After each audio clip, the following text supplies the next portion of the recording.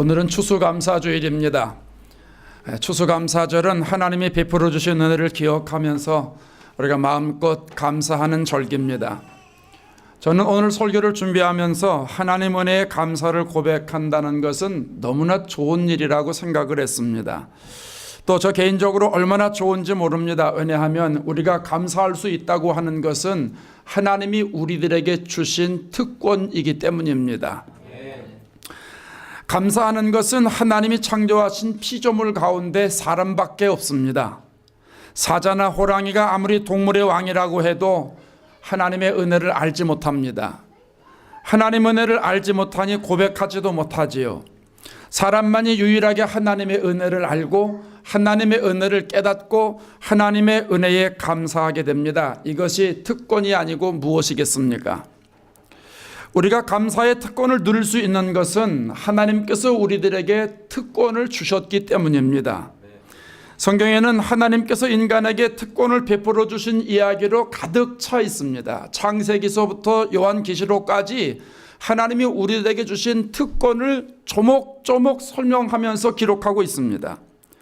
창세기 1장 27절에 하나님이 자기 형상 곧 하나님의 형상대로 사람을 창조하시되 남자와 여자로 창조하시고, 이런 말씀이 있는데 천지 만물 중에 하나님께서 하나님의 형상을 담게 사람을 만드셨다는 이야기입니다. 그러니까 우리 안에 하나님의 형상이 있다는 거예요. 하나님의 영이 있다는 거예요. 죄송합니다. 지난 주간에 어느 일간지 신문을 보니까 어떤 사람이 개가 죽으면 천국에 갈 수 있을까요 없을까요 이런 글을 썼는데, 거기 그 사람은 뭐 하나님이 사랑이 많으시니까 거기서 만날 수 있지 않겠느냐 그러는데, 여러분 어떻게 생각할지 모르지만 하나님이 하나님의 형상을 개한테 안 줬습니다. 사람에게만 줬습니다. 그래서 우리가 하나님과 통할 수 있습니다. 그리고 사람만이 천국에 갈 수 있습니다. 짐승은요 갈 수 없습니다. 하나님의 영이 없기 때문에. 그러니까 하나님의 형상이 우리들에게 있다고 하는 건 놀라운 일입니다. 우리에게 주어진 특권입니다. 1장 28절에 가면 하나님이 그들에게 복을 주시며 사람들에게 복을 주셨어요. 하나님이 그들에게 이르시되 생육하고 번성하여 땅에 충만하라, 땅을 정복하라, 바다의 물고기와 하늘의 새와 땅에 움직이는 모든 생물을 다스리라 말씀하셨습니다. 이 땅 위에는 약 100만 가지의 생물이 있다고 그러죠. 바닷속에는 150만 종의 생물이 있대요. 놀라운 거지요. 근데 이 모든 걸 다 다스리라는 거예요. 정복하라는 거예요. 어떤 사람을 땅을 정복하라 그러니까 땅을 다 지배해라, 마음대로 해라 그러는 줄 아는데 아니에요. 보살피라는 거예요. 그래서 환경 파괴하면 안 되는 거죠. 하나님이 우리들에게 땅을 정복하라고 하느니 엄청난 어마어마한 특권을 주셨다는 거예요. 하나님이 에덴 동산을 만드시고 아담과 하와를 살게 하시잖아요. 그리고 2장 16절 이하에 동산 각종 나무의 열매는 네가 임으로 먹되 선악을 알게 하는 나무의 열매는 먹지 말라, 내가 먹는 날에는 반드시 죽으리라. 그런데 하와가 뱀의 유혹을 이기지 못하고 속아 넘어가지고 그냥 따먹고 말지요. 그게 원죄지요. 하나님께 쫓겨납니다. 에덴 동산에서 쫓겨납니다. 하나님으로부터 멀어졌어요. 떨어졌단 말입니다. 그런데 하나님께서 불쌍히 여겨주셨어요. 짐승의 피로 죄를 덮어주셨어요. 신약시대는 예수님의 피로 모든 걸 씻어주셨어요. 이사야 1장 18절에 너희의 죄가 주홍 같을지라도 눈과 같이 씌어질 것이요 진홍같이 붉을지라도 양털같이 희게 되리라. 할렐루야. 우리의 모든 죄를 다 깨끗이 씻어주셨어요. 이런 특권을 우리들에게 주셨다는 거예요. 베드로가 예수님께 묻지요. 주여, 형제가 내게 죄를 범하면 몇 번이나 용서해 주면 좋겠습니까? 70번 정도면 되겠습니까? 예수님 뭐라고 그래요? 70번이 아니라 70번씩 7번씩 70번이라도 용서해 줘라. 끝까지 용서해 줘라. 이게 무슨 말입니까? 하나님이 우리를 끝까지 용서해 주시기 때문에, 죄를 용서받는 특권이 우리에게 있기 때문에 용서해 주라는 거예요. 그러니까 우리들이 죄를 용서받는 특권이 있다는 거죠. 예수님께서 십자가에 달려 돌아가시기 전에 제자들에게 유언 같은 말씀을 합니다. 요한복음 14장 16절에 가면 내가 아버지께 구하겠는데 또 다른 보혜사를 보내주실 것이다. 그래서 너희와 영원토록 함께 있게 할 것이다. 또 내가 너희를 고아처럼 내버려두지 않을 것이다. 성령께서 오면 그가 너에게 모든 걸 가르치고 내가 너에게 가르친 모든 것을 다 생각나게 할 것이다. 이렇게 말씀을 합니다. 여러분, 성령을 우리들에게 보내주셔서 우리와 영원토록 동행해 주시고 우리와 함께 살게 해주시겠다는 거예요. 우리를 가장 가까이서 도와주시겠다는 거예요. 모든 걸 가르쳐 주시겠다는 거예요. 예수님께서 하신 말씀을 생각나게 해주시겠다는 거예요. 누구에게요? 우리에게. 이게 특권 아닙니까? 이게 특권이에요. 성령이 언제나 함께 하시니 우리의 마음이 얼마나 좋은지 몰라요. 그래서 예수님이 내가 주는 것은 세상과 주는 것 같지 않다고 그랬잖아요. 찬송가 408장에 이렇게 고백하죠. 나 어느 곳에 있든지 늘 마음이 편하다. 나 어느 곳에 있든지 늘 마음이 편하다. 주 예수 주신 평안함 늘 충만하도다. 나의 마음속이 늘 평안해. 나의 마음속이 늘 평안해. 악한 죄 파도가 많으나 마음이 늘 평안해. 할렐루야. 예, 하나님이 우리와 함께 하시기 때문에, 성령이 우리와 함께 하시기 때문에 어디 있든지 마음이 늘 평안해요. 악한 죄가 파도를 치고 우리들에게 찾아와도 마음이 평안하다는 거예요. 이 놀라운 특권을 하나님이 우리들에게 주셨습니다.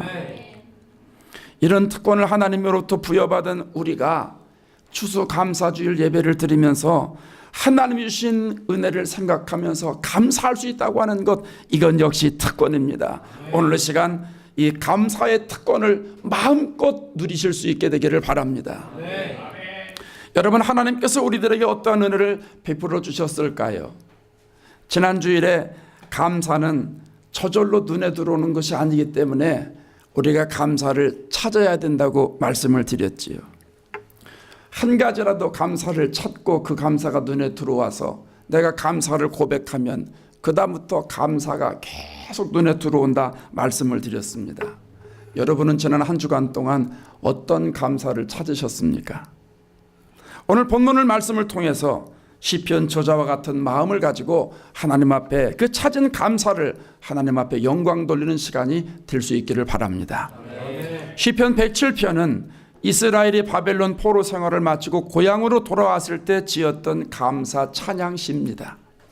그들은 바벨론의 포로로 잡혀가서 비참한 생활을 해야만 했습니다. 언제나 해방이 되어서 고국으로 돌아갈지 꿈 같은 얘기였습니다. 그런데 70년이 지나고 꿈에 그리던 고향으로 돌아가게 됩니다. 아무리 생각해봐도 자기들의 힘과 능력이 아닌 겁니다. 하나님의 은혜입니다. 하나님의 은혜가 아니면 불가능했던 겁니다. 그래서 오늘 21절에 이렇게 표현합니다. 여호와의 인자하심과 인생에 행하신 기적으로 말미암아 그를 찬송하리로다. 포로에서 해방된 것은 하나님의 한결같은 사랑이라는 거예요. 여호와의 인자하심, 하나님의 변함없는 사랑이라는 거예요. 또 인생에 행하신 기적이라는 거예요. 하나님이 우리들에게 행하신 기적 같은 일이었다는 거예요. 시편 107편 오늘 말씀을 가만히 보면은요, 이 표현이 동일한 표현이 3번 나와요. 8절에도 나오고 21절에도 나오고 31절에 나와요. 그러니까 하나님이 크게 역사하셨다는 거죠. 3번씩 반복해서 하나님이 우리들에게 행하신 기적을 드러내는 거예요. 우리가 읽지는 않았지만 107편 앞에서부터 가만히 보면 하나님이 행하신 기적 일들을 이렇게 표현합니다. 2절에 가면 대적의 손에서 그들을 속량하사 원수의 손에서 구원해 주셨다는 거예요. 4절에 가면 그들이 광야 사막길에서 방황하며 거주할 성읍을 찾지 못하고, 그런데 7절에 가면 이렇게 표현합니다. 바른 길로 인도하셔서 거주할 성읍에 이르게 하셨다는 거예요. 어디로 가야 될지 모르니 광야 속에서 계속 헤매고 있을 때 하나님이 그들이 거할 성을 찾게 해주셨다는 거예요. 5절에 가면 줄이고 목이 말라 그들의 영혼을 그들 안에서 피곤하였다고 그러죠. 14절에 가면 흑암과 사망의 그늘에서 인도하여 내시고 그들의 얽어맨 줄을 끊으셨다고 말합니다. 16절에 가면 그가 눈물을 깨뜨리시고, 그가 누구예요? 하나님이 눈물을 깨뜨리시고 쇠빗장을 꺾으셨다고 말합니다. 그들을 포로 삼고 있는 그 쇠빗장을 하나님이 다 꺾으셔서 해방되게 하셨다는 거예요. 여러분, 오늘 본문 저자는 바벨론 포로에서 돌아오게 된 사실로 인해서 감사하고 있어요. 그런데 가만히 보면, 그들의 모습을 가만히 보면 감사할 상황이 아니에요. 하나님 은혜가 너무너무 감사해서 감사하다, 그 상황이 아니에요. 70년 동안 노예 생활하고 돌아왔을 때 이스라엘 백성들의 행색은 초라하기 짝이 없어요. 당장 먹을 게 없어요. 포로 생활하다가 왔으니 올 때 뭘 가지고 나왔겠어요? 그들이 가지고 나올 때 온 것은 성전을 지으려고 했던 재료밖에 가져온 게 없어요. 빈손으로 나왔는데, 아니 여러분, 당장 먹고 살 게 있어야죠. 미국의 아메리칸 드림 이룬다고 와서 오는 건 좋은 일인데 오면 뭐래요? 당장 먹고 살 게 있어야지. 그렇잖아요. 올 때는 좋았는데도 와서 보니까 미국이 사막인 경우, 광야인 경우가 얼마나 많아요. 올 때는 기쁨으로 왔지만 와가지고 당장 할 일이 걱정이고 먹을 게 걱정이 되니까 이게 그냥 불평불만할 때가 얼마나 많습니까? 백성들이 지금 이렇다는 거예요. 그렇다고 그들이 돈이 있어요? 무슨 입을 옷이 있어요? 뭐 어떤 게 있겠어요? 아무것도 없어요. 당장 살아갈 게 걱정이에요. 하루하루가 걱정이에요. 그런데 하나님께 감사하고 있다는 거예요. 우리는 여기서 중요한 것을 깨달아야 됩니다. 하나님이 우리에게 행하신 최고의 일은 우리에게 먹을 것 주시고 입을 것 주시고 일할 수 있도록 여건을 베풀어 주신 것이 아니라 죄의 포로에서 해방시켜 주신 거라는 겁니다. 아멘. 우리가 전에는 육체의 욕심대로 살면서 죄를 지었지 않습니까? 영적으로 한번 들어가 보자고요. 에베소 2장 3절에 전에는 우리도 다 그 가운데서 우리 육신의 욕심을 따라 지내며, 육신의 욕심 따라 지냈대요. 육체와 마음에 원하는 것을 하여 다른 이들과 같이 본질상 진노의 자녀이었더니, 근사한 것 같죠? 진노의 자식이래요. 저주받을 자식이래요. 그런데 하나님이 예수 그리스도를 보내셔서 구원해 주셨다는 거예요. 로마서 8장 2절에 가면 이는 그리스도 예수 안에 있는 생명의 성령의 법이 죄와 사망의 법에서 너를 해방하였음이라. 아멘. 에베소서 5장 8절에 가면 너희가 전에는 어두움이더니 이제는 주 안에서 빛이라. 아멘. 우리의 신세가 전에는 어둠이었어요. 아주 어둠이어서 살 수 있는 방법이 없는 사람들이었어요. 본질상 진노의 자식, 저주받은 자식이었는데 예수님 안에서 이제는 빛의 자녀로 되었단 말입니다. 아멘. 우리가 죄의 포로가 되어서 망할 짓만 하고 살았는데 하나님께서 생명의 길로 인도해 주셨다는 얘기입니다. 아멘. 육체를 위해서 살던 사람인데 이제는 성령을 위해서 사는 사람으로 바뀌었다는 거예요. 썩어질 것을 위해서 살던 사람들인데 이제는 성령으로부터 영생을 거두는 사람으로 살게 되었다는 거예요. 이 얼마나 놀라워요. 우리의 힘으로는 불가능한 일이죠. 오직 하나님의 은혜예요. 오직 하나님의 은혜. 그래서 이 하나님의 은혜에 감사하자는 거예요. 이 감사의 특권을 누리자는 거예요. 이게 시편 저자의 고백입니다. 오늘 저와 여러분의 고백이 될 수 있기를 바랍니다. 여러분이 감사의 축복을 누리는 거요, 정말 축복이에요. 정말 축복이에요. 이 감사의 특권은요, 아무나 할 수 있는 게 아니에요. 세상에 세 종류 사람이 있다고 그러잖아요. 첫째는 불평하는 사람이 있대요. 입만 열면 불평하는 사람이죠. 사실 불평하는 사람은요, 감사할 게 없어서 불평하는 게 아니라 자기 뜻대로 안 되니까, 자기 욕심 때문에 불평하는 거예요. 그래서 계속 불평하다가 나중에는 불평 전문가가 됩니다. 전문가가 돼. 눈만 뜨면 불평하는 거예요. 다 불평은 하면 할수록 더 잘 되거든요. 이게 이스라엘 백성들 보세요. 이스라엘 백성들이 출애굽한 이후에 광야 생활하다가 원망합니다. 출애굽기 16장 가면 먹을 것이 없어 불평하죠. 여러분 보십시다. 애굽에서 10가지 재앙을 그들이 눈으로 다 봤어요. 하나님이 역사하신 10가지 재앙을 다 봤어요. 홍해 가르는 거 하나님이 가르셨어요. 자기들이 한 거 아니에요. 하나님이 가르신 거예요. 그걸 다 봤어요. 그 하나님의 기적을 봤으면서도 애굽에 와가지고 먹을 거 없을 때 우리 굶어 죽게 생겼다고 말합니다. 아니 애굽의 장자가 죽는 상황을 보면서 홍해가 갈라지는 걸 보면서 광야에서 먹을 것이 없으면 하나님 우리가 먹을 것이 없습니다. 먹을 것 주시옵소서 기도하면 먹을 게 떨어질 텐데 그 기적 같은 일들을 보면서 우리가 굶어 죽는다고 그래요. 하나님이 보시고 믿음이 없어서 그렇지 불쌍히 여기셔서 만나와 메추라기를 내려주십니다.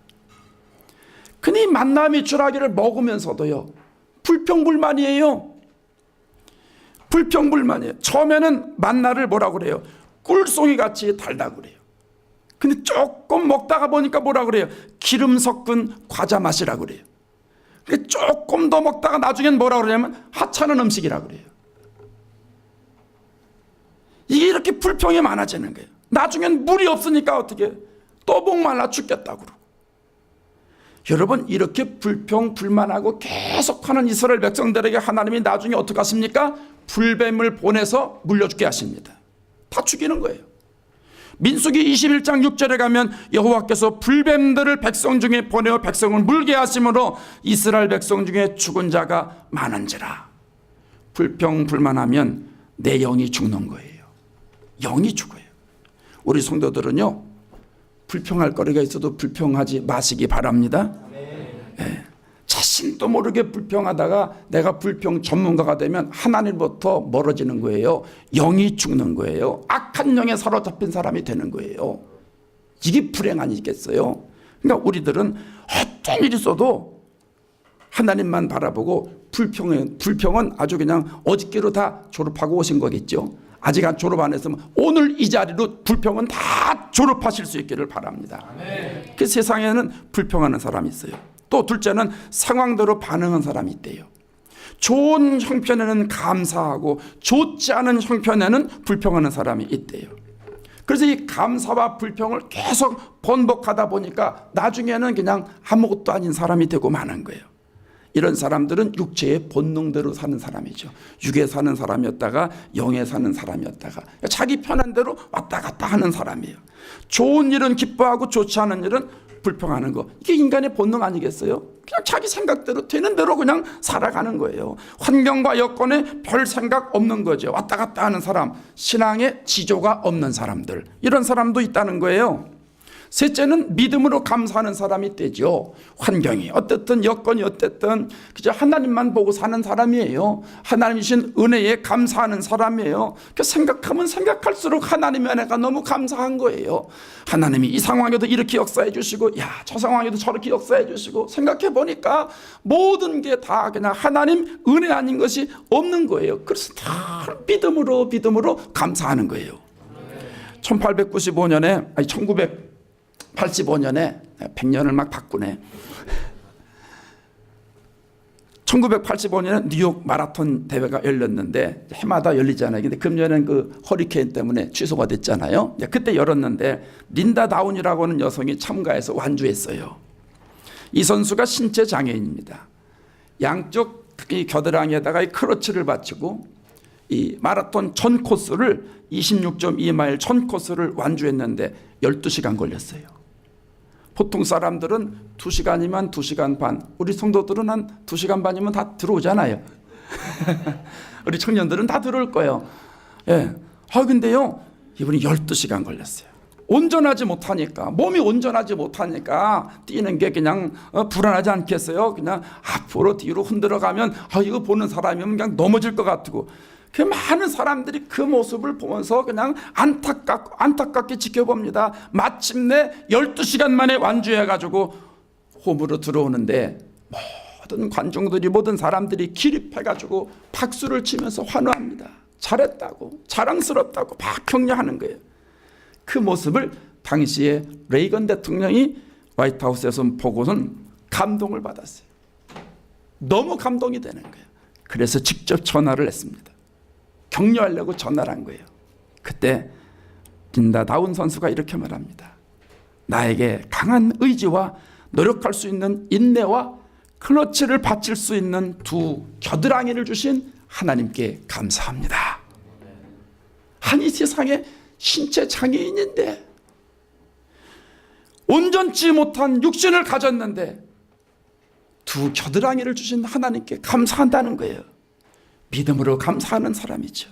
믿음으로 감사하는 사람이에요. 자, 여러분, 불평하는 사람 있어요. 상황대로 반응하는 사람 있어요. 믿음으로 감사하는 사람 있어요. 우리는 어떤 사람이 되어야 되겠어요? 믿음으로 감사하는 사람이 되지 않겠어요? 하나님의 은혜에 감사해서 믿음으로 감사하는 마음을 가지고 이 자리에 나와서 추수감사절 예배를 드리고 있으니, 이 특권을 우리가 누리고 있으니 얼마나 감사한 일입니까? 얼마나 감사한 일이에요. 하나님이 행하신 기적과 같은 일을 우리가 보고 누리고 오늘 이 자리에 나와서 하나님 앞에 감사하는 사람이 되어 있으니, 죄의 포로에서 십자가 보혈을 믿음으로 자유케 된 사람이 되어서 하나님의 자녀로 이 시간 나와 있으니 얼마나 감사한 일이에요. 여러분, 정말 감사합니까? 감사하고 인정하시면 아멘 하십시다. 아멘. 이게 우리의 특권이에요. 여러분, 하나님이 우리에게 기적 같은 일을 행하셨다고 고백하는 사람들에게 나타나는 현상이 나옵니다. 22절을 보십시다. 감사제를 드리며 노래하며 그가 행하신 일을 선포할지어다. 감사제는 구약의 표현이죠. 하나님의 은혜에 감사를 드리는 제사를 말합니다. 우리나라는 예전에 조상에게 이렇게 제사를 많이 드렸잖아요. 근데 그 제사를 여러분 생각하시면 감사제가 금방 이해될 거예요. 조상에게 제사 드리는 거 저도 어릴 때 봤는데 그냥 안 드립디다. 복잡해요. 제사가 얼마나 복잡한지 몰라. 그 제사상 차리는 예법이 있는데요. 홍동백서, 붉은 과일은 동쪽에, 흰 과일은 서쪽에, 오동육서, 생선은 동쪽에, 또 육류는 서쪽에, 또 접동잔서, 접시는 동쪽에, 잔은 서쪽에. 아무리 복잡해요. 그 이외에도 얼마나 많은지 몰라요. 조율, 이시, 생동, 숙서, 좌포, 우회, 두동, 미서, 권자, 스부, 우반, 좌갱, 남자, 여우. 남자는 오른쪽, 남자는 왼쪽, 여자는 오른쪽. 그렇게 서야 된다는 거예요. 읽어도 무슨 말인지 모르겠어요. 이게 아주 복잡해요. 근데 이 복잡한데도요, 제사를 드리기 위해서 다 예의를 갖춥니다. 이걸 전부 다 갖춥니다. 그대로 해야 됩니다. 그리고 제물을 정성을 다해서, 그래서 옛날 제사상 보면요, 사과도 얼마나 큰지 몰라요. 배도 얼마나 큰지, 배가 그냥 배추만 해. 얼마나 큰지 몰라요. 아주 지극정성을 들여서 제사를 지켜요. 그게 이 감사제예요. 성경이 말하는. 레위기 1장에 가면 하나님 앞에 제사 드릴 때 이렇게 하라고 그러죠. 소와 양과 염소를 제사로 드리는데 제물을 끌고 와야 돼요. 그 머리에 안수하고서 이제 내조가 정가되는 거잖아요. 그 사방에 제단 사방에 피를 뿌리고 번제물에 가죽을 벗기고 또 각을 뜨고 내각과 정강이는 내장과 정강이는 물로 다 씻고 아주 복잡합니다. 그리고 불에 다 태우지요. 근데 그 제물은 흠이 없는 수컷이어야 된다 그랬어요. 중간에 사와도 안 돼요. 끌고 와야 돼요. 준비해야 돼요. 정결하게 해야 돼요. 복잡하지요. 우리가 하나님 앞에 감사제를 드릴 때 이러한 자세를 가지고 드리라는 거예요. 오늘 우리는 신약시대에 살기 때문에 짐승을 끌고 올 필요도 없어요. 십자가 보혈로 모든 게 다 해결됐기 때문에. 그런데 정신은 구약의 감사제를 드리는 그 정신 가지고 해야 된다는 거예요. 하나님이 행하신 기적과 같은 많은 일을 보면서 하나님의 은혜에 감사해서 내가 그 감사를 준비하는 거예요. 그 감사를 기억하는 거예요. 그리고 그 감사에 합당한 예물을 준비하는 거예요. 제가 지난주에 그랬잖아요. 한 주간 동안 생각해 보면서 하나님 은혜에 감사한 것이 무엇인지 생각해 보고 그걸 기도하고 그러다가 오늘 와가지고 하나님 앞에 예배를 드리면 감사가 얼마나 넘치겠느냐, 증폭되지 않겠느냐 하는 얘기 아닙니까? 그렇게 감사제를 드리는 거예요. 그래서 소와 양과 염소를 준비하듯이 흠이 없는 제물을 준비하고 최상의 예물을 준비하고 그 예물에 내 마음과 뜻과 정성을 다 담아서 하나님 앞에 감사 제를 드리라는 거예요. 하나님의 은혜를 아는 사람들은 이런 예배를 드리라는 거예요. 저는 오늘 우리 성도들이 이런 감사제로 하나님 앞에 영광을 들렸으면 좋겠습니다. 여러분이 예배 드릴 때 내가 정말 이게 감사제를 드리는 건지 그냥 한번 예배 드리는 건지 한번 생각해 봐야 됩니다. 늘 절기 때마다는요, 이거 심각하게 한번 생각해야 돼요. 형편이 좋아서 감사제를 드리는 게 아니라 믿음이 좋아서 감사제를 드려야 되는 거예요. 경제적인 여건이 좋아서 드리는 것이 아니라 믿음의 시각을 가지고 있기 때문에 감사제에 참여하는 거예요. 어떤 가정들은 그런데지요. 여보, 이번 추수감사 저런 거 얼마나 할까? 당신이 적당히 알아서 해. 적당히 알아서 해. 이런 가정이 있다는 거예요. 저 다리 건너, 우리 교회는 아니고. 여러분, 하나님이 우리들에게 기적과 같은 일을 베풀어 주셨는데 하나님을 이렇게 적당한 식으로 대접하면 되시겠어요? 적당히 해, 적당히 해. 기적을 베풀어 주신 분이면 우리도 기적 같은 감사로 하나님 앞에 드려야 될 거 아니겠어요? 그래서 하나님 앞에 감사를 드리는 것이 기쁨이 되고요, 감사제를 드리는 것이 우리들에게 큰 축복이 되는 그 믿음을 가지고 하나님 앞에 감사 예배를 드려야 할 줄로 믿습니다. 그런데 오늘 본문에 보면 특이한 표현이 있는데 이 마지막 22절 마지막에 뭐라고 그러냐 하면 감사제를 드리며 노래하며 그가 행하신 일을 선포할지어다 그랬어요. 하나님이 행하신 일을 선포하라는 거예요. 전 이 생각했어요. 추수감사절은 하나님이 행하신 일을 이 만방에 선포하는 날이구나. 여러분, 우리가 하나님 앞에 예배를 드리면서 추수감사주일이지, 하나님이 나에게 은혜를 이렇게 많이 주셨지, 우리가 일주일 동안 준비하고 막 이럴 때 말이죠. 여러분, 이 모습들이 세상 사람들에게 보일 거 아니겠어요? 이게 보여요. 그럼 얘기를 할 것이 아니겠어요? 그러면 왜 그러냐? 그러면 우리 추수감사주일을 우리가 준비하는데 우리가 하나님 은혜가 너무나 감사해서 이렇게 준비하는 거라고. 그리고 주일날 여러분 교회 올 때 그냥 오는 게 아니고요, 화려하게 오는 거예요. 사람들 보라고. 선포하는 날이니까. 선포하는 날이니까. 하나님이 행하신 일을 선포하는 날이 추수감사주일이 돼야 된다는 거예요. 오늘날 미국의 추수감사절 배경이 되는 사건 여러분 잘 알지 않습니까? 16세기 중반에 영국의 헨리 8세가 자기 마음대로 하고 싶었어요. 기독교 국가인데 교회를 자기 마음대로 하려고 법을 공포하잖아요. 그래서 마찰이 생겨요.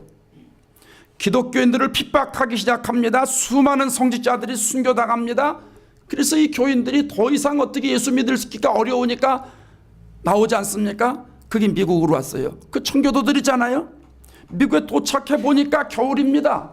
동부겨울 얼마나 춥습니까? 참 춥습니다. 옛날에는 지금보다 훨씬 더 춥지 않았겠어요? 그 추위 속에서 겨울을 나는데 굶주림과 풍토병, 야수의 공격으로 인해서 절반이 죽어요. 50명이 살아남아요. 그 이듬해 봄이 오니까 대지를 일궈서 씨앗을 뿌립니다. 농사를 짓습니다. 가을에 추수합니다. 이 청교도들이 처음으로 고든 곡식으로 인해서 음식을 만듭니다. 그리고 인디안들을 초청합니다. 그리고 이 추위와 질병에도 지켜주신 하나님을 감사합니다. 무슨 얘기입니까? 믿음을 가진 하나님의 백성들이 인디언들에게 하나님이 행하신 일을 선포하는 거예요. 그게 추수감사절이에요. 그 귀한 전통을 미국에서 계속 그걸 받아들여서 11월 넷째 주 목요일날, 이번 주 목요일날, 그래서 온 나라가 고국적으로 이 추수감사절을 지키는 거 아니겠습니까? 오늘날 안타까운 것은요, 성도들이 이 선포가 안 돼요. 이 선포가 안 돼. 하나님의 은혜를 온 만방에 선포를 해야 되는데 이 선포가 안 돼요. 예배는 잘 드리는데 선포가 안 돼. 우리 어릴 때는요, 요즘 상황이 다르니까 어쩔 수 없습니다만은, 어릴 때는 무배초를 이렇게 하면 추수감사절에는 제일 좋은 놈들을 들고 왔어요. 이 빨리 가져가고 싶어가지고 뭐 이렇게 싸고 뭐고 이것도 없어요. 그냥 뽑아서 씻어가지고 그냥 들고 가는 거예요. 그냥 배추 몇 개, 배추 뭐 옛날에 어린 마음에 이렇게 크니까요. 한 줌이야 한 줌. 배추 한 포기밖에 못 들어요. 그럼 무, 사과 뭐 전부 그걸 가지고 그냥 보란듯이 들고 갑니다. 보란듯이 예배당 들고 가는 겁니다. 그 사람들이 보면서 저 사람 어디 가는 거야? 저 왜 이래? 예수 믿는 사람 추수감사절이래.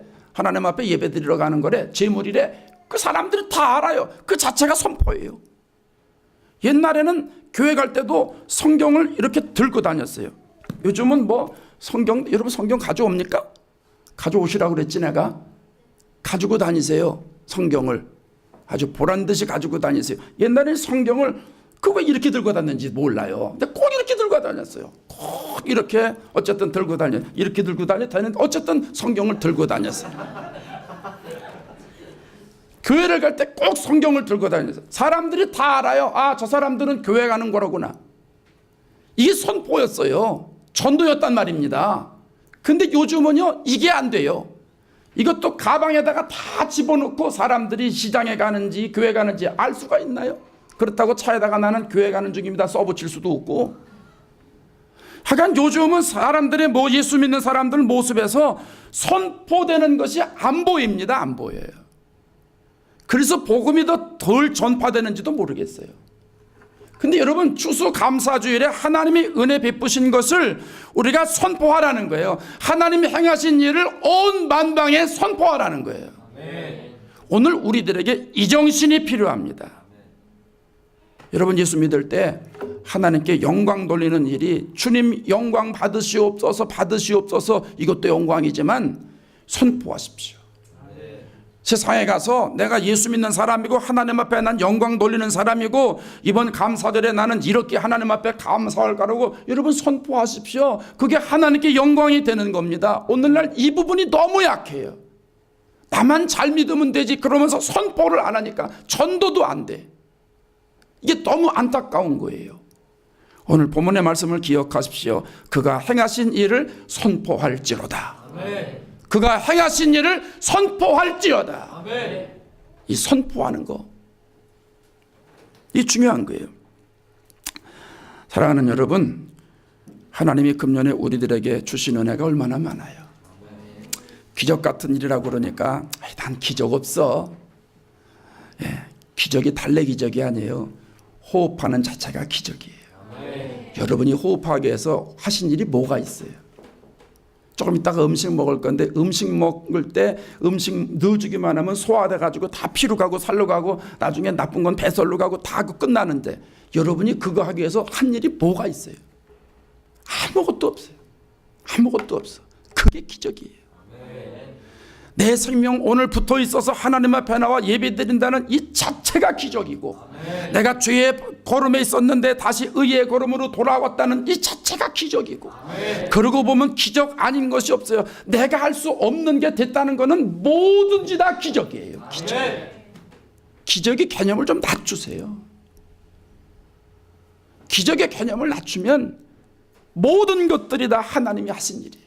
아멘. 이 하나님이 하신 일을 하나님 앞에 마음껏 영광 돌리며 감사로 영광 돌리면서 감사의 특권을 누리는 저와 여러분 되기를 바랍니다. 아멘. 이게 추수감사주일이에요. 아멘. 오늘 우리가 예배를 드릴 때 하나님 나에게 이런 은혜 주셔서 감사합니다. 아멘. 이렇게 돌봐주셔서 감사합니다. 이렇게 공급해 주셔서 감사합니다. 환난 가운데서 지켜주시니 감사합니다. 믿음의 사람 되게 하셨으니 감사합니다. 감사의 사람 되게 하셨으니 감사합니다. 이 감사의 특권을 누리면서 하나님 앞에 고백하셔서 하나님께 영광되는 추수감사절 되시기를 주의 이름으로 축원합니다. 기도하겠습니다.